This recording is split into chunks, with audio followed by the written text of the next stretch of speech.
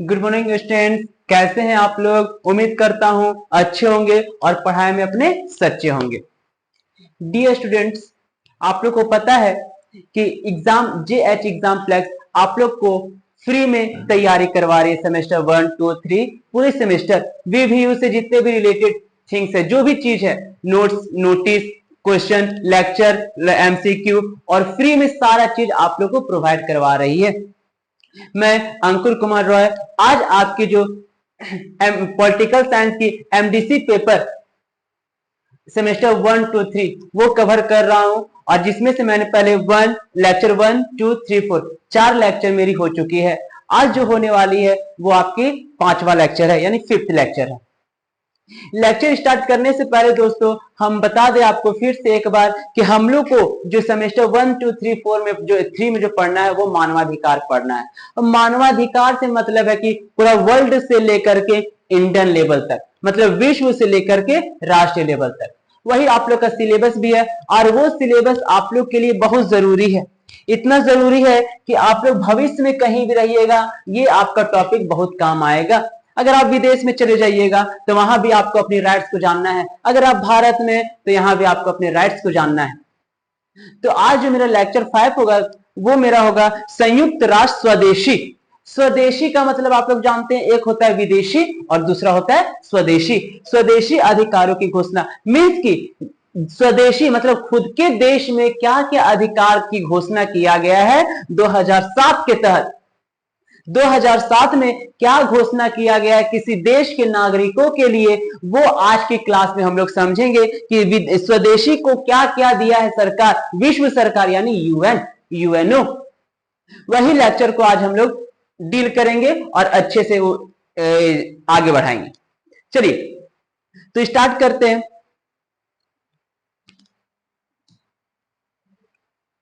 देखिए दोस्तों, पहला है स्वदेशी लोगों के अधिकारों पर घोषणा। मींस कि क्या घोषणा हुई हम लोग के लिए, भारत के लिए, पाकिस्तान के लिए, विदेशों के लिए, सब एक देश के लिए क्या घोषणा किया गया। खुद के देश में रहने वाले नागरिकों को स्वदेशी कहते हैं, दूसरे देश के नागरिकों को हम लोग विदेशी कहते हैं। स्वदेश एक पिक्चर भी आई थी जो आई थिंक शाहरुख खान की थी, तो कहीं ना कहीं वो भी नागरिक यानी भारत में रह के ही कुछ ना कुछ बात है, जिसका ये गाना था ऐसा देश है मेरा। ये गाना है जो आजकल 15 अगस्त और 26 जनवरी को बहुत चलता है, बजाया जाता है और ट्रेंड्स में चलता है। तो वही स्वदेश से हम लोग को याद रखना है कि भारत के नागरिक यानी खुद के देश में रहने वाले को स्वदेश कहेंगे। तो क्या घोषणा की है आपकी यूएन 2007 में, आज उसी को हम कोशिश करेंगे कि छोटा सा छोटा डॉट भी आपका क्लियर करते चला जाए। अब क्या है कि लेक्चर 1, 2, 3, 4 इसी से रिलेटेड है आपका लेक्चर 5। आज की क्लास इसी से रिलेटेड होने वाली है। मैं फिर से आप लोग को बता दूं कि नीचे डिस्क्रिप्शन में व्हाट्सएप और टेलीग्राम का लिंक है, जिसमें से आप लोग को नोट्स, नोटिस सारा चीज प्रोवाइड किया गया है। पहले इस चैनल को सब्सक्राइब करें और नीचे लिंक पे दिया हुआ डिस्क्रिप्शन में व्हाट्सएप और टेलीग्राम है, उस पर क्लिक करके और ग्रुप से जुड़ जाए, ताकि सबसे पहले जो भी जानकारी वो आप आपको मिल सके। चलिए तैयार करते हैं और स्टार्ट करते हैं। क्या बोलता है कि स्वदेशी लोगों के अधिकारों पर घोषणा किया गया है 2007 में। आज वही घोषणा को देखें कि क्या क्या घोषणा किया है यूएन, क्या क्या घोषणा किया है संयुक्त राष्ट्र महासभा। इसके लिए आपको लेक्चर 1, 2, 3, 4 ये चारों कंप्लीट कीजिएगा, तब 5वां टॉपिक में आइएगा और 5वां लेक्चर में आइएगा। चलिए शुरू करते हैं, भगवान का नाम लेते हैं और आगे बढ़ते हैं। क्या बोलता है, स्वदेशी लोगों के अधिकारों पर घोषणा यूएनडीआरआई में 2007 में संयुक्त राष्ट्र द्वारा पारित एक कानूनी रूप से गैर बाध्यकारी प्रस्ताव है। हम लोग कल की क्लास में देखे थे जब दूसरा विश्व युद्ध हुआ था और कैसे दूसरे देशों को मार दिया गया था, नरसंहार कर दिया गया था, यहूदियों को मार दिया गया था, अलग अलग भाषा बोलने वाले लोग को मार दिया गया था। तो कहीं ना कहीं वो दूसरे देश में आके मरे, वो अपने देश से दूसरे देश में आके मरे, तो वही दूसरे देश को अलग और खुद के देश को अलग कहीं ना कहीं कुछ घोषणा किया है हमारा यूएन यानी संयुक्त राष्ट्र महासभा। जो कि ये घोषणा जो की गई थी वो 2007 में की गई थी। क्या किया है? यह स्वदेशी लोगों के व्यक्तिगत और सामूहिक अधिकारों को चित्रित और परिभाषित करता है। हम लोग व्यक्तिगत पढ़ चुके हैं और सामूहिक पढ़ चुके हैं। व्यक्तिगत अधिकार और सामूहिक अधिकार, आई थिंक ये लेक्चर नंबर 2 या 3 का है, वो देख लीजिएगा। हम लोग कल जहां स्टॉप किए थे वहीं से आज स्टार्ट करते हैं, उसी के आज आगे बढ़ाते हैं। वही बोलता है कि स्वदेशी लोगों को व्यक्तिगत और सामूहिक अधिकारों को चित्रित और परिभाषित करता है, यानी समूह में रहने वाले लोग स्वदेशी लोग और अकेले रहने वाले स्वदेशी लोग, उसी के अधिकारों को चित्रित करता है यानी अंकित करता है, जिसमें उनका स्वामित्व भी शामिल है और उनका कैरेक्टर भी, उनका अभिमान भी शामिल है। स्वदेशी लोगों की बात हो रही है। सांस्कृतिक और औपचारिक अभिव्यक्ति का अधिकार, पहचान, भाषा, रोजगार, स्वास्थ्य, शिक्षा और अन्य मुद्दे, ये सारे चीज मुद्दे के हिसाब से हम लोग को कुछ न कुछ अधिकार दिया गया है। अब हर देश में कहीं ना कहीं सब देश की अलग अलग पहचान होती है, सब देश की अलग अलग भाषा होती है, सब देश में अलग अलग रोजगार, स्वास्थ्य, शिक्षा और अन्य मुद्दे होते हैं। हर देश की अलग अलग कुछ न कुछ पहचान होती है। हमारा देश की पहचान तिरंगा झंडा है, हमारा देश की पहचान अशोक चक्र है, हमारा देश की पहचान आपका गंगा नदी है, हमारे देश की पहचान महात्मा गांधी, सुभाष चंद्र बोस, भगत सिंह है। तो कहीं ना कहीं हर एक देश की पहचान भी अलग अलग होती है, भाषा भी अलग अलग होती है। उसी के अनुसार हम लोग को यानी स्वदेश में क्या घोषणा किया गया है, क्या क्या अधिकार दिया गया है, उसी को आज डील करेंगे। उम्मीद करता हूं कि अधिकार, पहचान, भाषा, रोजगार जो टॉपिक है, ये जो पॉइंट है, ये जो लाइन है, आप लोग को अच्छे से समझ में आई होगी। चलिए, उनका स्वामित्व उनकी बौद्धिक और सांस्कृतिक संपत्ति की सुरक्षा तक भी फैला हुआ है। हम बताए थे, हम क्या बोल रहे दोस्तों की लेक्चर 1, 2, 3, 4 देख लीजिएगा। स्वामित्व, बौद्धिक, ये सारा चीज हम डील कर चुके हैं। फिर आज हम डील कर रहे हैं कि संपत्ति उन्पत्ति सबको सुरक्षा करने का अधिकार दिया है। क्यों? चाहे वो व्यक्तिगत संपत्ति हो, चाहे समूह संपत्ति हो, सबको अपना अपना सुरक्षा अपने अपने देश में करने का अधिकार दिया है। चलिए आगे बढ़ते हैं। आगे क्या बोला है? नेक्स्ट पॉइंट में बोला है घोषणा, स्वदेशी लोगों के अपने संस्थानों यानी जहां वो रह रहे हैं, संस्थानों, संस्कृतियों और परंपराओं को बनाए रखने और मजबूत करने और अपनी आवश्यकताओं और आकांक्षाओं को ध्यान में रखते हुए उनके विकास को आगे बढ़ाने की अधिकारों पर जोर देती है।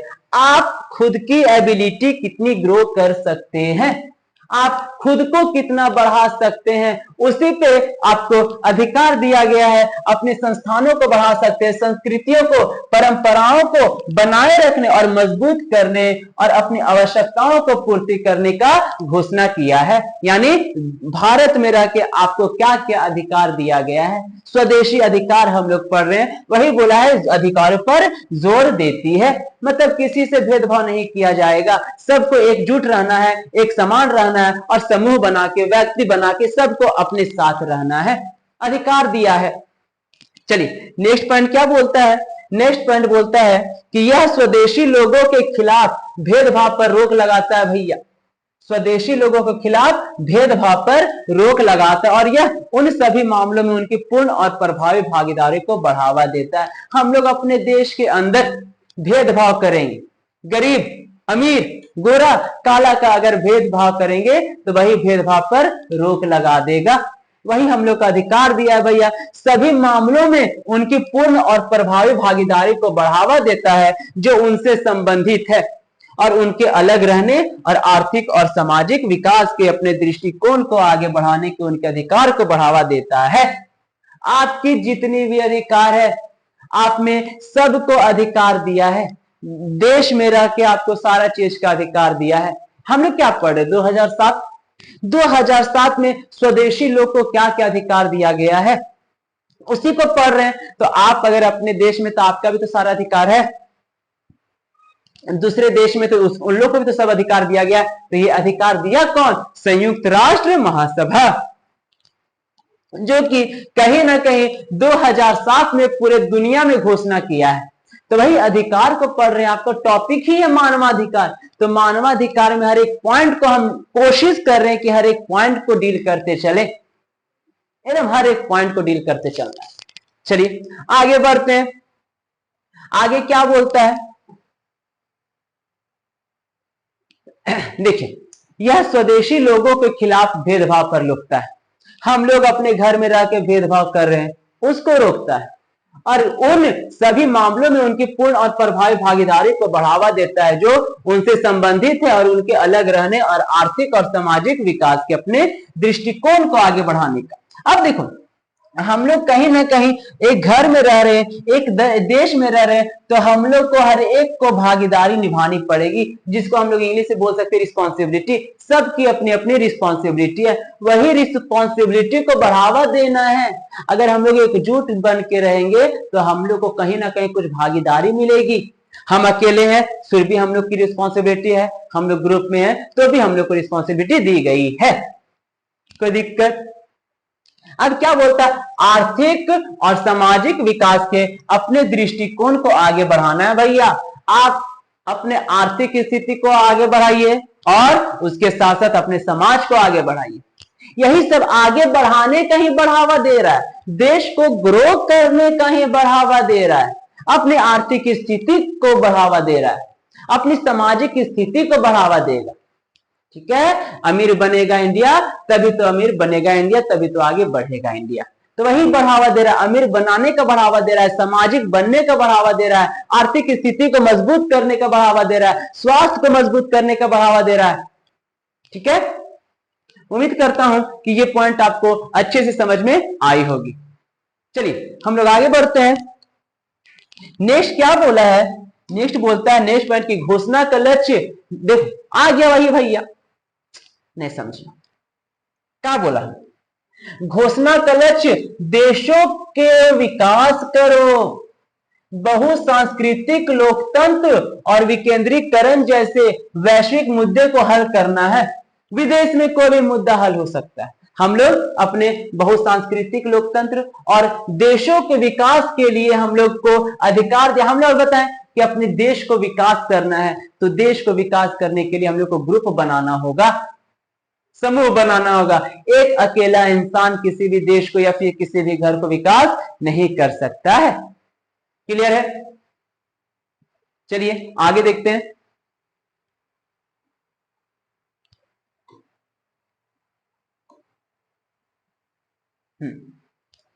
अब क्या बोलता है, मुद्दे को हल करने के लिए स्वदेशी लोगों के साथ काम करने के लिए प्रोत्साहित करना है।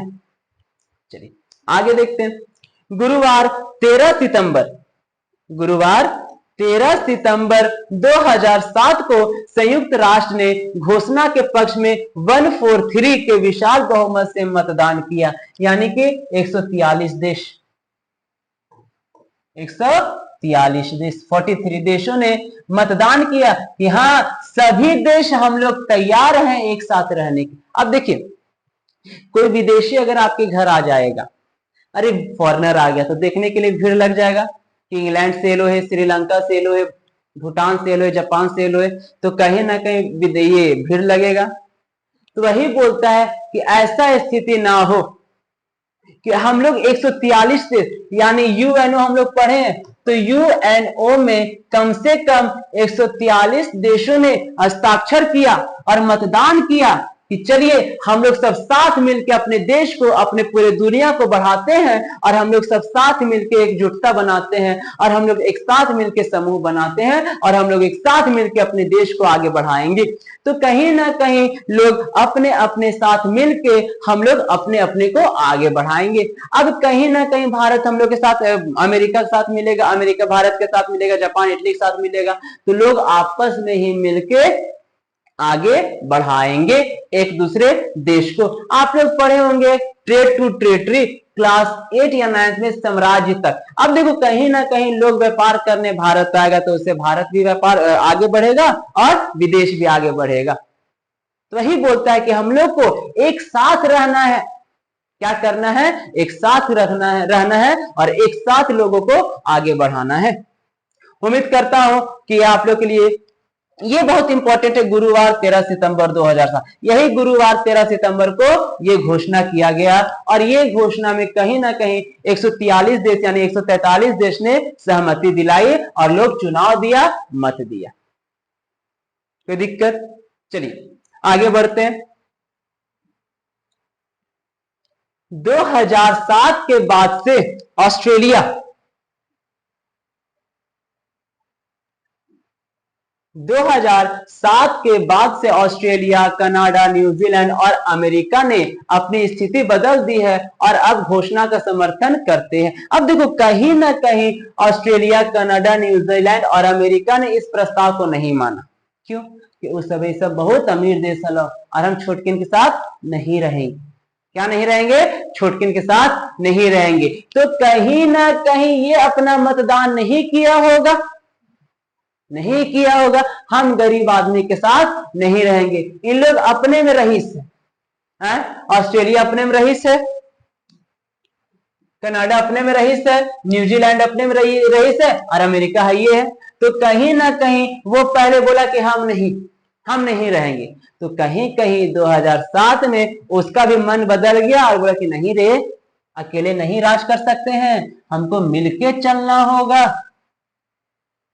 हमको मिलके चलना होगा, नहीं तो कोई अकेले अकेले विकास नहीं कर सकता है। इन लोग था भैया। तो 2007 में स्थिति बदल दी और कहीं ना कहीं जो घोषणा हुआ था, ये घोषणा को इन लोग समर्थन मिला, इस घोषणा को इन लोग को समर्थन मिला। कोई दिक्कत? ये आपके इंपॉर्टेंट सेमेस्टर के लिए बहुत ज्यादा जरूरी है, सेमेस्टर के लिए। और मैं बार बार बता रहा हूं कि आपका जेपीएससी हो गया, यूपीएससी और पीसीएस, ये लिए इसके लिए तो आज ज्यादा जरूरी है। और साथ में साथ सेमेस्टर का सिलेबस भैया तो पढ़े पड़ता, 1 2 3 4 5 6 जितना भी सेमेस्टर है पढ़ना पड़ेगा। चलिए आगे बढ़ते। अब क्या बोलता है? फरवरी 2020 तक संयुक्त राष्ट्र आर्थिक और सामाजिक मामलों का विभाग स्वदेशी लोगों के अधिकारों पर सबसे ज्यादा व्यापक अंतर्राष्ट्रीय साधन के रूप में वर्णित किया। अंतर्राष्ट्रीय साधन।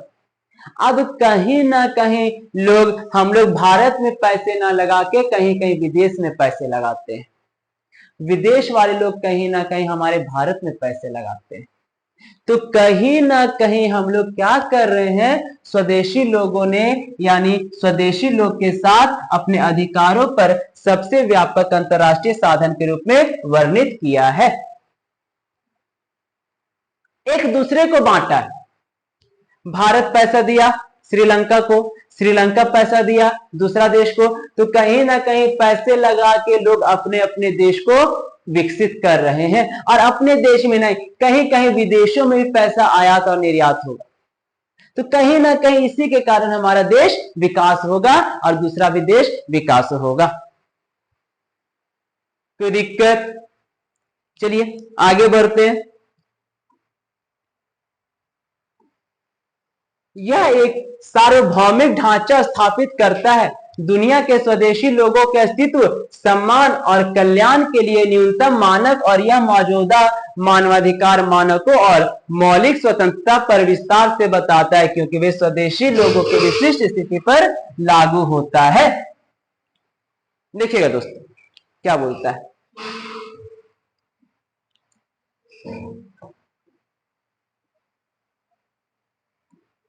कहीं ना कहीं ये लोगों के अधिकारों को बताता है, यानी मानव अधिकारों को बताता है। कहीं ना कहीं ये लोगों की मौलिक स्वतंत्रता को बताता है और कहीं ना कहीं विस्तार से बताता है और इंटरनेशनल रिलेशनशिप को बताता है। ये जो घोषणा हुई है, तो हम लोग घोषणा पढ़ रहे हैं, तो क्या क्या घोषणा किया गया है यूएनए में स्वदेशी के विरुद्ध यानी स्वदेशी के साथ। कोई दिक्कत? चलिए सुन भी। चलिए आगे, इसका उद्देश्य क्या था? चलिए ये हम घोषणा देखें। आखिर घोषणा जो हुआ तो उसका तो कुछ ना कुछ उद्देश्य होगा। किसी भी चीज को लागू करने का मतलब कुछ ना कुछ उसका उद्देश्य होगा, उद्देश्य कुछ ना कुछ। चलिए क्या उद्देश्य था घोषणा करने का 2007 में, देखते हैं।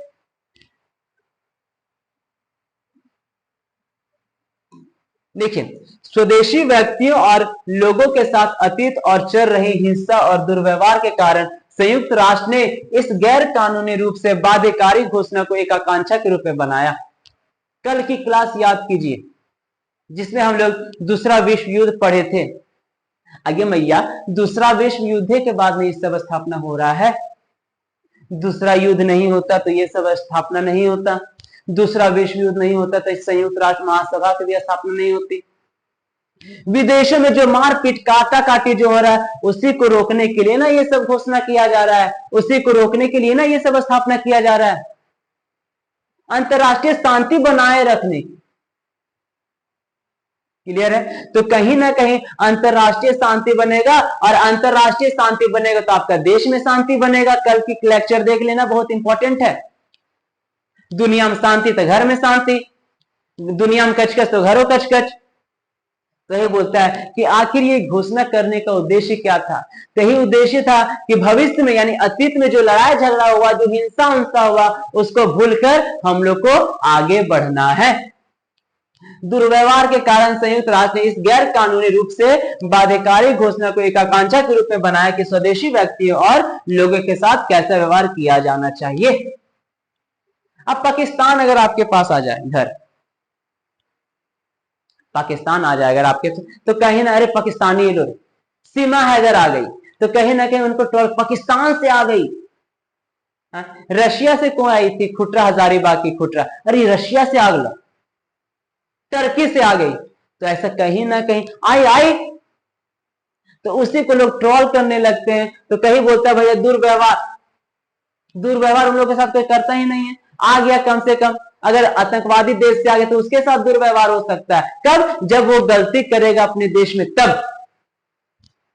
क्लियर है? तो वही बोलता है दुर्व्यवहार के कारण संयुक्त राष्ट्र ने इस गैर कानूनी रूप से बाध्यकारी घोषणा को एक आकांक्षा के रूप में बनाया कि स्वदेशी व्यक्ति और लोगों के साथ कैसा व्यवहार करना चाहिए। सबके साथ अच्छा व्यवहार करना चाहिए, चाहे भारत में रह रहे उसके साथ भी, और विदेश में जाइएगा उसके साथ भी, सबके साथ अच्छा व्यवहार करना चाहिए। चलिए और क्या बोलता है, आगे बढ़ते हैं।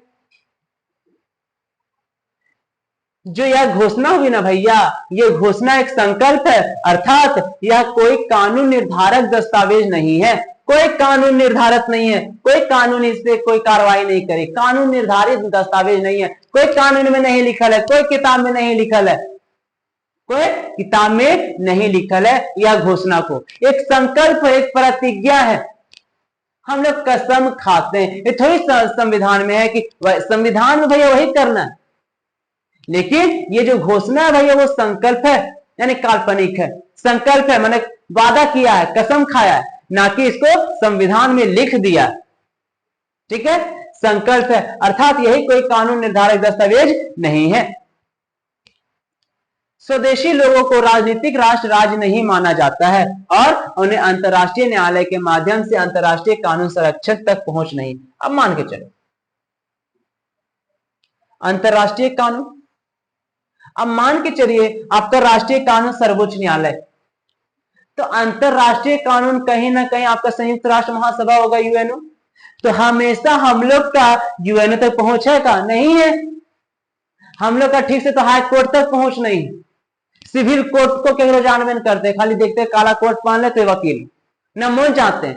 तो कहीं ना कहीं हम लोग का अंतरराष्ट्रीय तक पहुंच नहीं है। इसीलिए बोला जाता है कि ऐसा किसी के साथ नहीं करना है, दुर्व्यवहार ही नहीं करना है। अंतरराष्ट्रीय कानून तक पहुंच नहीं है और ना ही उनको संरक्षण दिया जाएगा। बड़े बड़े नेता महानेता को दिया जाता है। अब मान के चलिए हम कहीं चले जाएंगे तो हमको सेना दिया जाएगा? नहीं दिया जाएगा। अकेले जो तो उसमें प्रोटेक्ट नहीं किया जाता है। चलिए अनुच्छेद देखिए, यूएनडीएचआर हम लोग पढ़े हैं, उसमें अनुच्छेद की बात कर रही है, ना कि हमारे भारतीय संविधान के अनुच्छेद की बात कह रही है। क्या बोल रहा है कि अनुच्छेद 40 में कहा गया है कि स्वदेशी लोगों के देशों या अन्य पक्षों के साथ संघर्ष और विवादों को समाधान के लिए निष्पक्ष प्रक्रियाओं का अधिकार है, क्योंकि स्वदेशी लोग अंतरराष्ट्रीय न्यायालय का उपयोग नहीं कर सकते हैं। नहीं कर सकते अंतरराष्ट्रीय न्यायालय का उपयोग। कैसे कर सकते हैं? उसमें यूएनओ महासभा में महान महान नेता होंगे, हम लोग आम आदमी थोड़ी होंगे। हम थोड़ी जा सकते सुप्रीम कोर्ट, हमारा थोड़ी जानते हैं। हाँ, ऐसी परिस्थिति हो सकती है कि हम लोग सुप्रीम कोर्ट में गुहार लगा सकते हैं, चुनौती कर सकते हैं, और बहुत लोग किए भी होंगे, आप लोग पॉलिटी में पढ़े होंगे। तो उन लोग उच्च न्यायालय में किया, ना कि सर्वोच्च न्यायालय में किया। तो वही बोलता है कि अनुच्छेद 40 में कहा गया है कि स्वदेशी लोगों को देशों या अन्य पक्षों के साथ संघर्ष और विवादों के समाधान के लिए निष्पक्ष प्रक्रियाओं का अधिकार है। चलिए आगे देखते हैं। क्योंकि स्वदेशी लोग अंतर्राष्ट्रीय न्यायालय का उपयोग नहीं कर सकते हैं, यूएनडीआरईपी के पास इस बात का कोई संकेत नहीं है कि स्वदेशी लोगों के पास विवाद लाने की कौन सी न्यायिक शक्ति है। कौन सा न्यायिक शक्ति है? कौन सा लड़ाई झगड़ा करेगा? कुछ मुद्दा होना चाहिए ना। क्लियर है? किसी ना किसी चीज का मुद्दा होना चाहिए। तो हम लोग क्या पढ़ रहे हैं? स्वदेशी लोगों के लिए घोषणा 2007 में क्या क्या किया गया है, हम लोग के लिए क्या क्या किया गया है, विदेशों के लिए क्या क्या किया है, हम लोग बाहर जाएंगे उसके लिए हम लोग को क्या अधिकार दिया गया है, बाहर से अगर लोग भारत आएंगे तो उन लोग के लिए क्या क्या प्रावधान किया गया है, क्या क्या उद्देश्य है। हम बाहर गए उसके लिए, बाहर से अंदर आए उसके लिए, हम देश से बाहर गए उसके लिए, बाहर देश से अंदर आए उसके लिए क्या क्या प्रावधान किया गया है, क्या क्या घोषणा किया गया है। चलिए आगे बढ़ते हैं।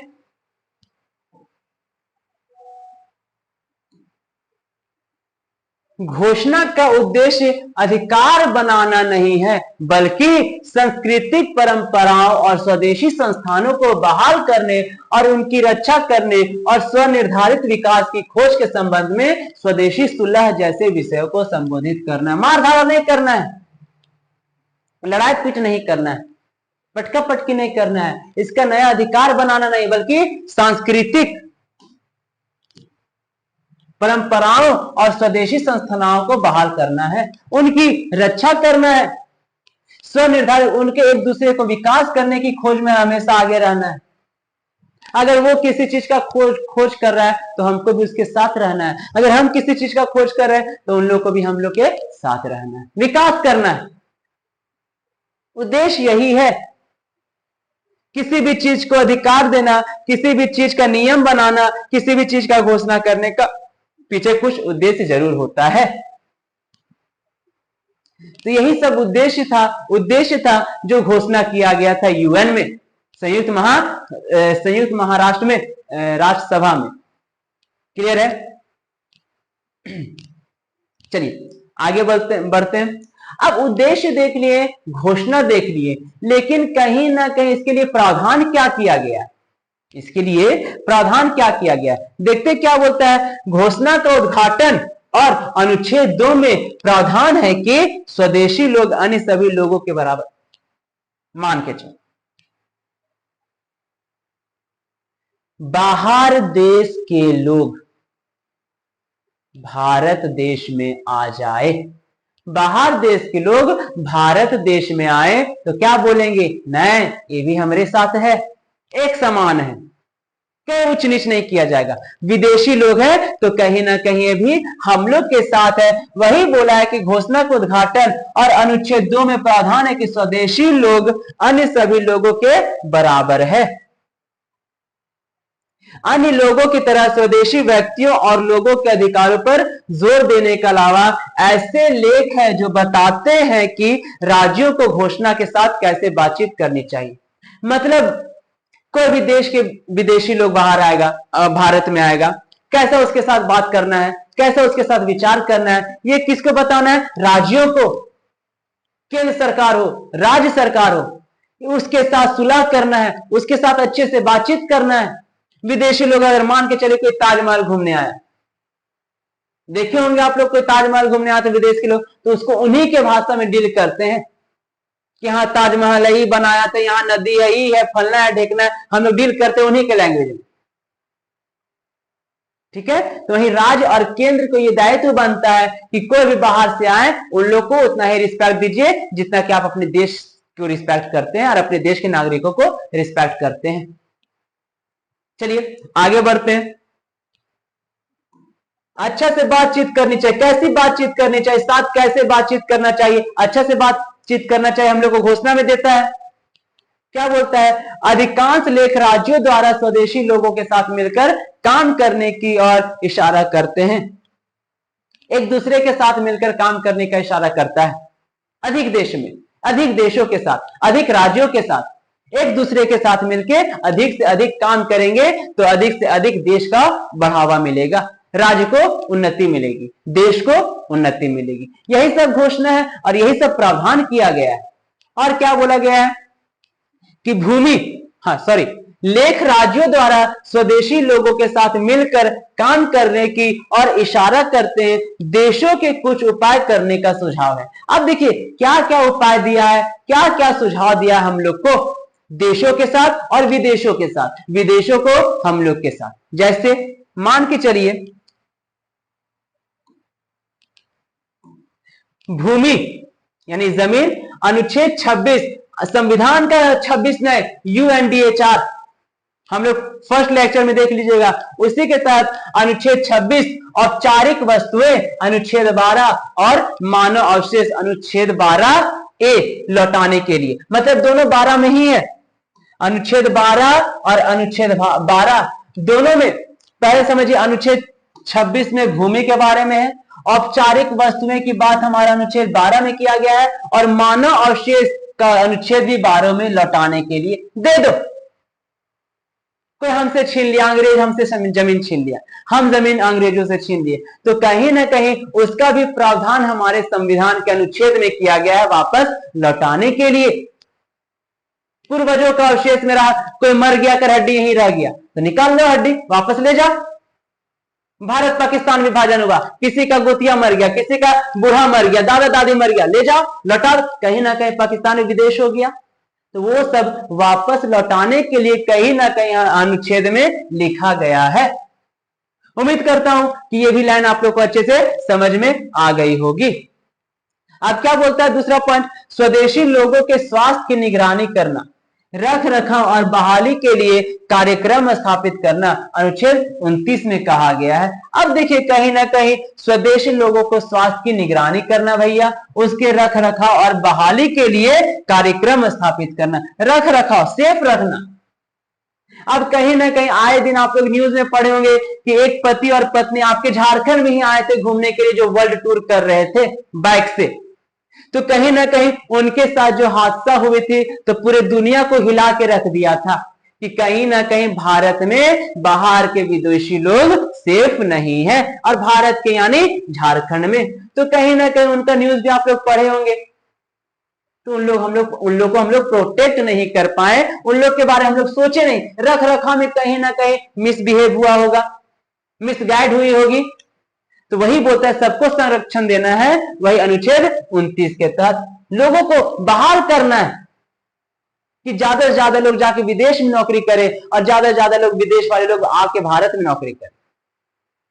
चलिए आगे देखते हैं। लास्ट पॉइंट बोलता है स्वदेशी व्यक्तियों और लोगों के अधिकारों की रक्षा और उन्हें कायम रखने के लिए इत्यादि। देखिए दोस्तों, मैं आपसे माफी चाहता हूं, पहला मैंने आपको बताया स्वदेशी मीन्स मैं बोला देश में रहने वाले लोग, लेकिन कहीं ना कहीं हम आपसे बोलते हैं यहां स्वदेशी जहां विदेशी होगी, मतलब बाहर देश से आने वाले लोगों के साथ हम लोग के साथ कैसा व्यवहार करना है उसके बारे में हम लोग आज की क्लास को टॉपिक में डिस्कस किए हैं। विदेशी, स्वदेशी नहीं विदेशी। चलिए हम लोग उम्मीद करते हैं जो भी गलती थी मैंने आपको बता दी कि हम लोग बाहर के देश वाले लोग का बात किए हैं कि बाहर के देश कैसे अपने घर में आएंगे, आपके देश में आके, और उसके साथ कैसा नेचर स्थापित करना है, कैसे उसके साथ रहना है, कैसे खाना है, कैसे बैठना है, कैसे उन लोग को सुरक्षा देना है। तो उम्मीद करता हूं ये मेरी छोटी सी गलती थी, मैंने एक्सेप्ट की है कि स्वदेशी विदेशी यानी बाहर के आए वाले लोग। चलिए अब जो भी डाउट था वो आई थिंक क्लियर हो गया। स्वदेशी और विदेशी में कंफ्यूजन थी, बाद बाकी मेरी जो ये नोट्स है, ये जो आपकी लाइन है, टॉपिक है, उसमें कोई दिक्कत नहीं, कोई दिक्कत नहीं, बस स्वदेशी और विदेशी में कंफ्यूजन थी, वो मैंने भी क्लियर कर दी।